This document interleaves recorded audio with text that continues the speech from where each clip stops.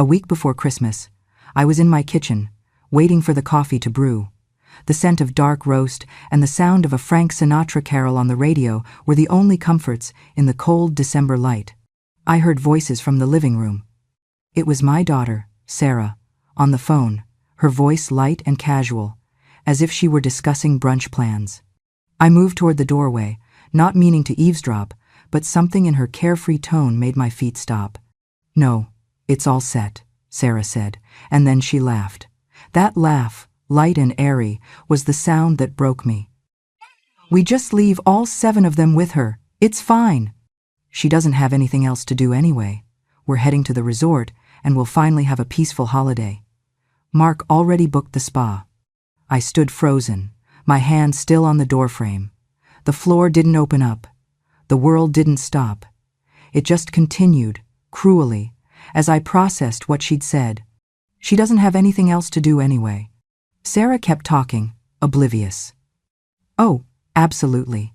David and Jess are doing the same. They're going to that place in Vermont they've always wanted to try. Mom's got it covered. She's a pro with the kids. Besides, she already bought all the gifts and paid for the catering. We just have to show up on the 25th, eat, open presents, and go. It's perfect." Perfect.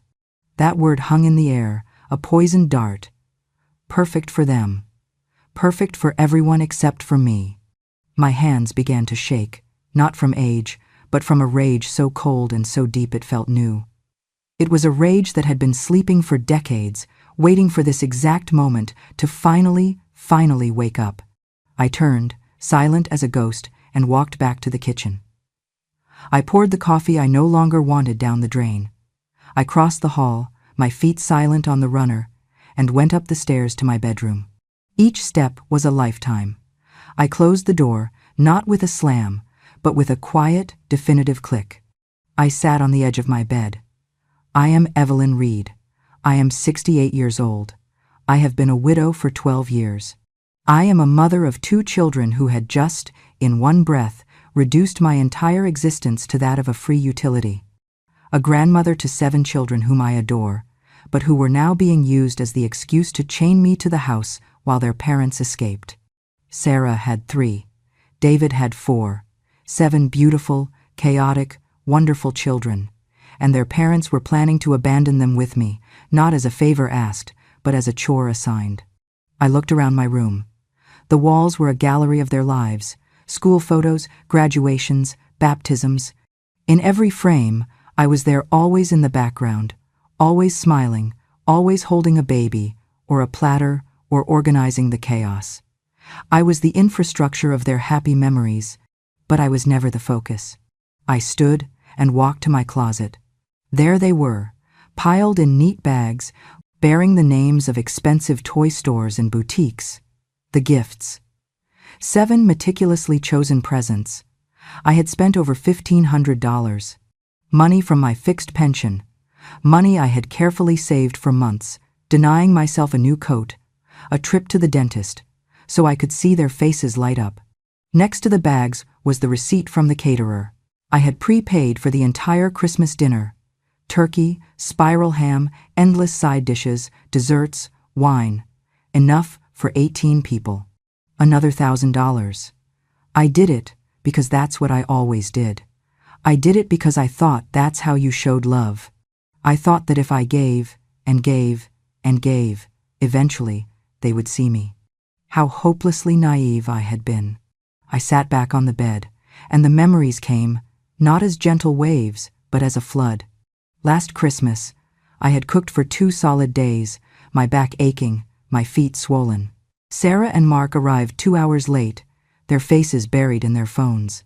They ate quickly, barely speaking, and left before dessert. "We have to meet the Wilsons for drinks," Sarah had said, kissing the air near my cheek. David and Jess did the same. "The kids are wiped, Mom. We'll just pick them up in the morning." They left, all 7 of them.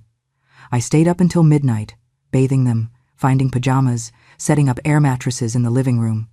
I wrestled the 4-year-old, who was sick and crying, while their parents toasted with friends somewhere else.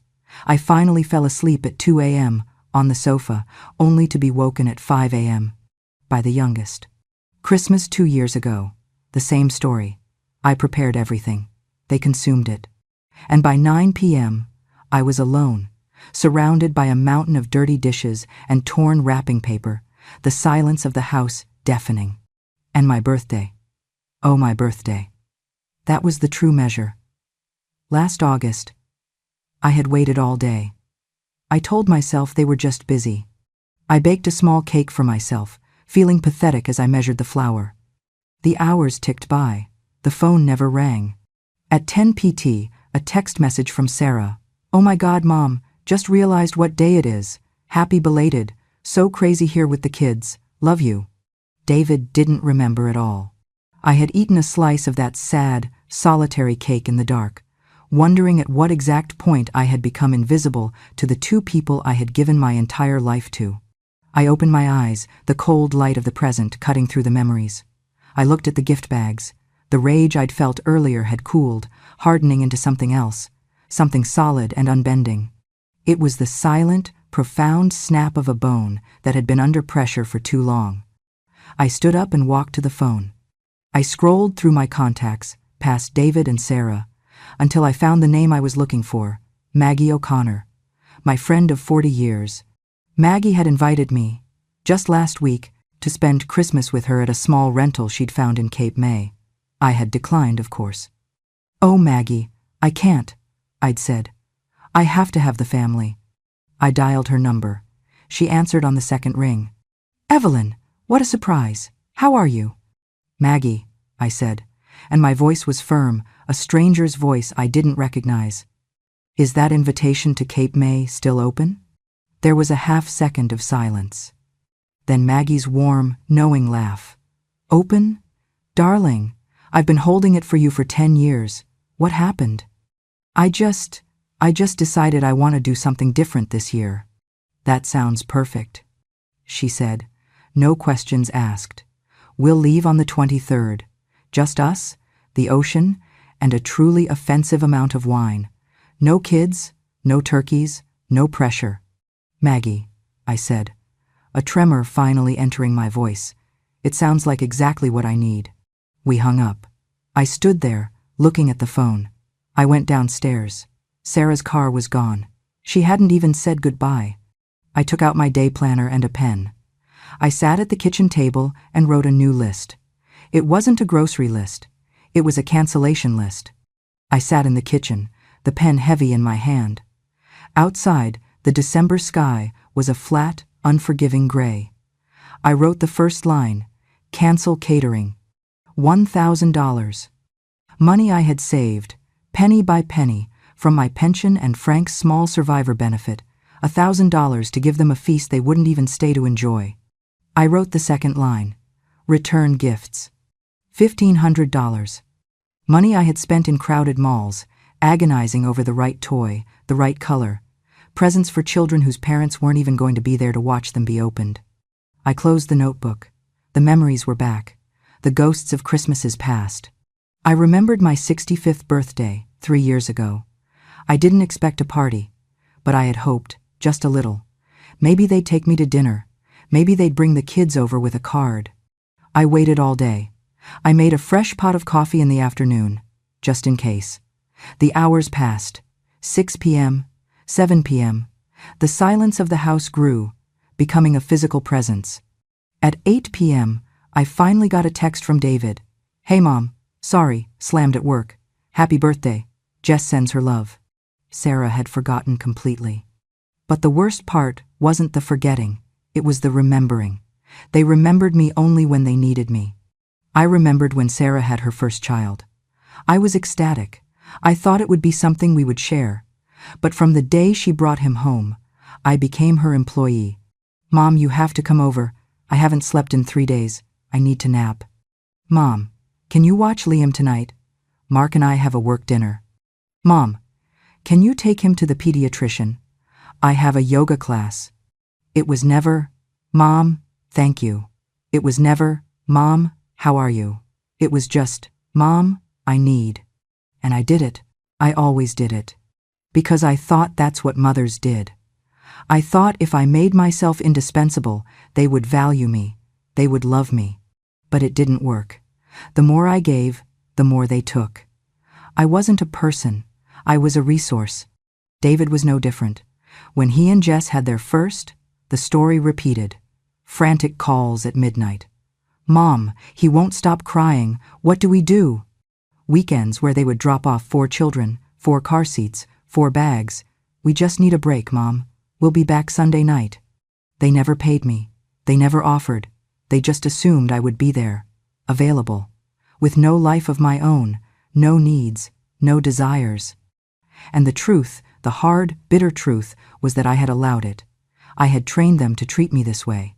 Every time I said yes when I wanted to say no. Every time I smiled when I was exhausted.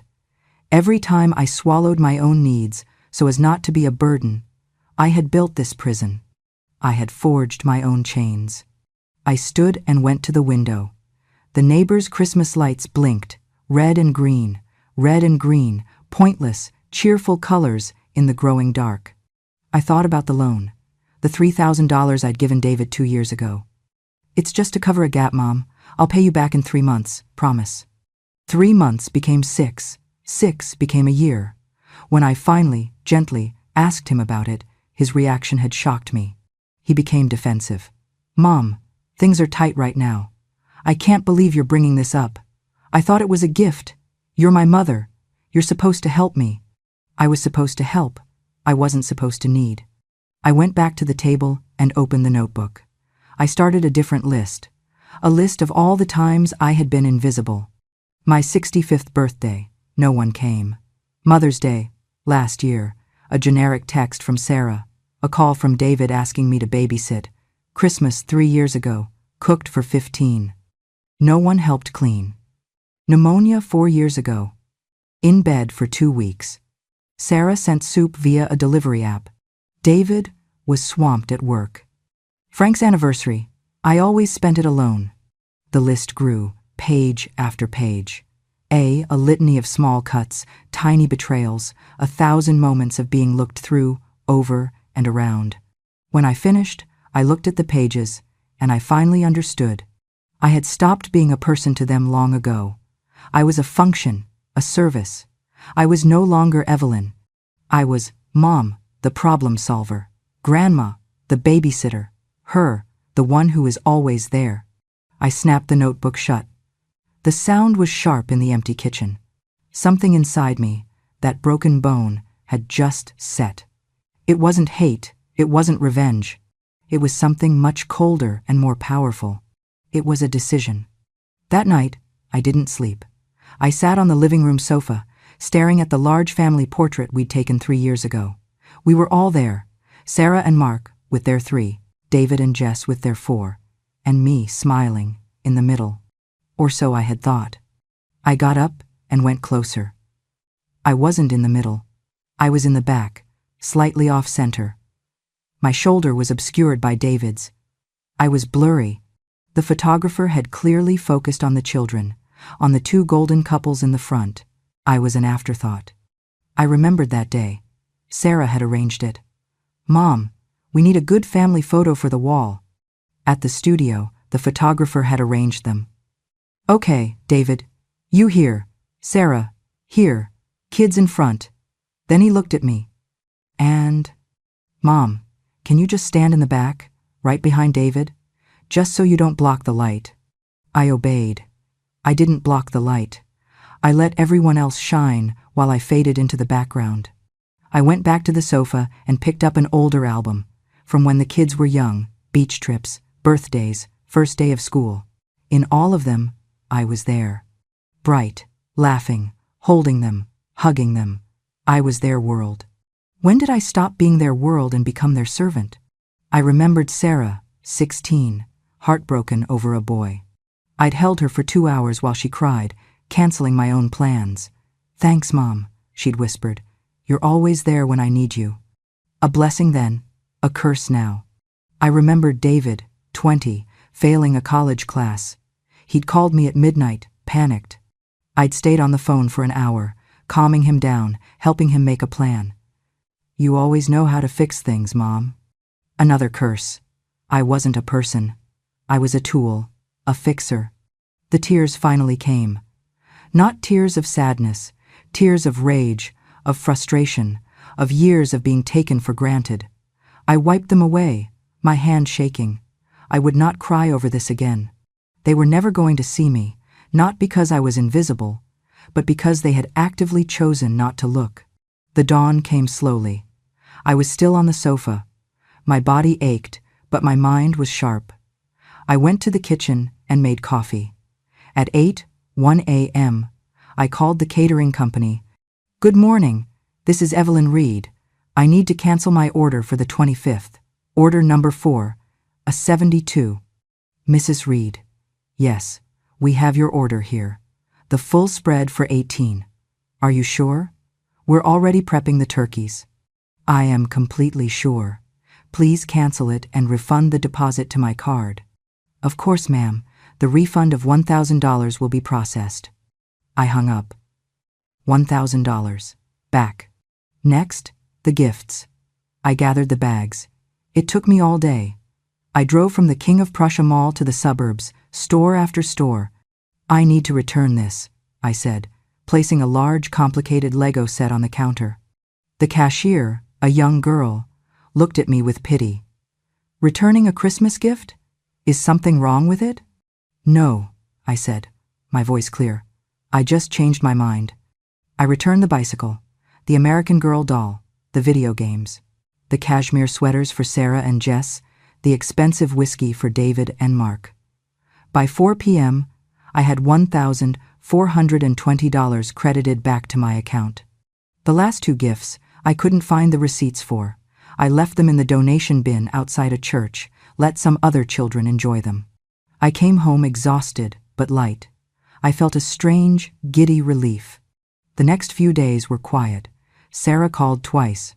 "Mom, just checking if you need us to pick up anything for the 25th? "No, Sarah. Everything is under control," I said. It wasn't a lie. It was under my control. David texted, "Hey, Mom, we'll drop the kids at your place at 10 a.m. on the 24th. We'll be back on the 26th. Thanks, you're a lifesaver." I didn't reply. I just left the message on read. On the night of December 22nd, I packed my small suitcase. My phone rang. It was Sarah. I ignored it. It rang again. David, then Mark, then Jess. They were coordinating. They wanted to confirm their drop-off times. I turned the phone off. The silence was magnificent. At 8 a.m., on the 23rd, Maggie's car pulled up. I walked out of my house with my one small bag, my purse, and my favorite book. I locked the door behind me. "Ready for the adventure, Evelyn?" Maggie smiled, sunglasses on her head. "More than ready," I said. We drove out of the city, leaving the gray skyline of Philadelphia behind. We talked and laughed. We stopped for bad coffee and good pie. When we crossed the bridge into Cape May, the air changed. It smelled of salt and freedom. The rental was a tiny, charming cottage near the beach. It was simple and peaceful. That evening, I turned on my phone, just for a moment. 53 missed calls, 27 texts. "Mom, where are you? Call me now. Mom, this isn't funny. The kids are packed. Evelyn, this is Mark. Sarah is very upset. You need to call us. We have reservations. Mom, I swear, if you've done something crazy." I read them, one by one. I expected to feel guilt. I expected to feel fear. I felt nothing, just a cold, clear distance. I typed one reply, addressed to both of them. "I have gone on a trip. I will not be home for Christmas. You are adults. You are parents. Figure it out." I turned the phone off and put it in the bottom of my suitcase. "Everything all right?" Maggie asked, pouring me a glass of wine. "Everything," I said, "is perfect." We spent Christmas Eve walking on the beach. It was cold, but the sun was bright. We bought ourselves gifts from a small, local artisan shop. I bought a hand-painted silk scarf. Paula bought a ridiculous, colorful hat. That night, we made pasta and drank wine. There was no stress, no mess, no screaming children, no entitled adults, just peace. Christmas Day was even better. We slept late, we read our books. We walked by the ocean. For dinner, we went to the one restaurant in town that was open, the Lobster Pot. It was warm and cheerful. We ate seafood and laughed until my sides hurt. My phone, which I had forgotten in my bag, vibrated and vibrated and vibrated. I ignored it. Finally, it stopped. Then it started again. "Maybe you should answer," Maggie said gently, "just to make sure the house isn't on fire." I sighed. I pulled out the phone. It was David. "Yes, David," I answered. "Mom, where are you? We've been calling for 2 days. We had to cancel everything. Do you know how much money we lost?" Sarah is hysterical. The kids are crying. "This is the worst Christmas of our lives. I hope you're happy." I held the phone away from my ear until he was done. "Are you finished?" I asked. "What? Mom, this isn't a joke. You need to come home and fix this." "Fix what, David? The fact that you and your sister are so entitled you think your mother is a free service? The fact that you had to spend Christmas with your own children? That sounds like a consequence, not a crisis. This is selfishness. I can't even believe it. Dad would be rolling in his grave." That was the line, the one they always used. "No, David," I said, and my voice was like ice. "Your father would be ashamed of you. He was a man who respected me. He saw me. He would be horrified that his children treat me like their servant. I am hanging up now. Do not call me again. I am on vacation." I ended the call. My hand was shaking, but I smiled at Maggie. "I'm free," I said. That night, back at the cottage, I sat on the porch and wrote in a new journal, "Today is Christmas." For the first time in my life, I chose my own peace over their expectations, and I do not regret it. The next few days were a blur of peace. We went to art galleries. I bought a painting, a small, beautiful oil of an older woman sitting on a chair, looking out at the sea. Her expression was one of absolute, unshakable calm. "It's the peace after the storm," the gallery owner told me. I bought it. We stayed until January 2nd. The drive home was quiet. When Maggie dropped me off, she hugged me. "Are you going to be okay?" "I'm going to be perfect," I said. I walked into my house. It was just as I'd left it. Silent, clean, but it wasn't empty anymore. I hung my new painting in the living room, right where the big, false family portrait used to be. The woman looking at the sea was now looking at me. That night, the doorbell rang. I looked through the peephole. Sarah and David, together. Their faces were grim. I took a deep breath. It was time. I opened the door, but didn't invite them in. I stood in the doorway. "We need to talk," Sarah said. "Then talk." They stood on the cold porch, looking at me as if I were a stranger. "You're not going to let us in?" Robert asked, disbelieving. "I don't know yet. Depends on what you have to say." "Mom," Sarah began, her voice tight, "you completely ruined our Christmas. You humiliated us. We had to cancel our trips. We lost thousands of dollars. The kids were devastated." "I didn't ruin anything," I said calmly. "You planned to use me. I simply refused. You're not upset that I ruined Christmas. You're upset that the nanny quit." "We are your family," David burst out. When was my last birthday, David?" He stared at me, blankly. "August 15th, I said. 5 months ago. You didn't call." Sarah sent a text 3 days late. "You, my children, have not treated me like family for a very long time. You treat me like an appliance. You only notice me when I'm broken or not where you left me." "That's not true," Sarah cried, but her eyes filled with tears. "When was the last time you asked me about my life? About me? Not about what I can do for you or what I can buy for the kids?" Silence. The cold night air filled the space between us. "That's what I thought," I said. "I'm not going to be that person anymore. I am not your unpaid babysitter. I am not your personal caterer. I am not your emergency fund. I am a person, and from now on, you will treat me as one, or you won't treat me at all." "So what?" David said, his voice hard. "You're just cutting us out?" "I'm setting boundaries. I will no longer be available 24/7. I will no longer host every holiday. I will no longer buy gifts I can't afford." I will no longer cancel my life to suit yours." "This is insane," Sarah whispered. "No, this is sane. For the first time." "Fine," Sarah snapped, her face hardening. "If this is how you want it, fine. But don't expect us to come running back." "I'm not. The door is open if you ever want to have a real relationship, but the Grandma's Depot is closed for business." They stood there, stunned. Finally, Sarah turned and stormed off. David looked at me for a long, long moment. I saw a flicker of something in his eyes, not just anger, but maybe, just maybe, a sliver of understanding. But it vanished. He shook his head and followed his sister. I closed the door. My legs were shaking, but I was calm. I went to the kitchen and made myself a cup of tea. The weeks that followed were quiet. They kept their promise. They didn't call. February passed. March.